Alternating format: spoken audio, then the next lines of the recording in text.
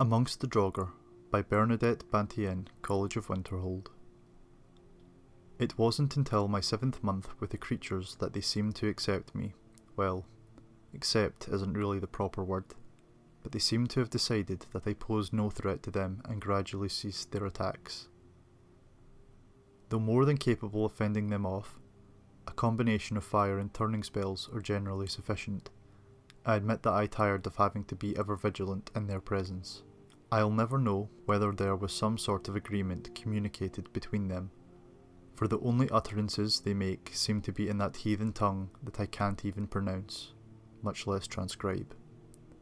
In time, I learned more of their intentions towards me from their general movements and tones rather than specific words.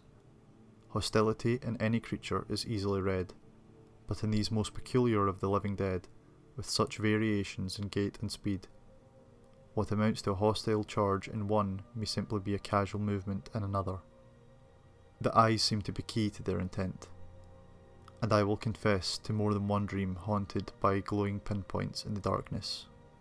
I had always wondered why the ancient priests of the dragon cult insisted that their followers be buried with them. It seems the height of pagan vanity to drag your conscripts to their death along with you. But as I integrated into their presence, I began to observe the reasons. Every day, a different set of Draugr would awaken, shamble their way to the sarcophagus of their priest, and prostrate themselves before it. Several hours of this followed by a meticulous cleaning of the area. It would appear that the adherents of the dragon priests continue their worship of him in death, which would also explain the ferocity with which they defend his chamber. It took several weeks before I felt comfortable approaching the dragon priest's resting place myself, inch by inch, until the snarling Draugr around me seemed to tire of fending off my timid presence. I was able to set some simple scrying spells around the tomb, that I might get a sense of what magical energies resided there. When the next group of Draugr came to pay homage to the priest, I noted a sort of transferal happening, a distinct glow of life force between the adherents and the master. It was here that I finally understood the dragon cult's notion of resurrection. The second eternal life was only promised to those who ascended to the priesthood, but the lesser functionaries contributed their life force to sustaining them for eternity.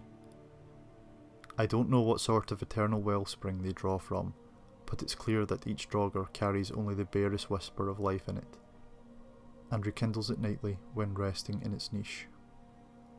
I now believe that the grotesque forms that we see in the barrows were in fact buried fully as men and women, and only over thousands of years have passed withered into the wretched things we know. If we had visited the barrow directly after its construction, we might not have even known any of its inhabitants were dead. These discoveries and extrapolations excite me, and my mind aches to return to the barrows. I have only paused here at the college to transcribe these notes and gather further supplies for more extended stay. My new hope is to learn some rudimentary way of speaking to them, for imagining what they could tell us of the early mists of time is staggering.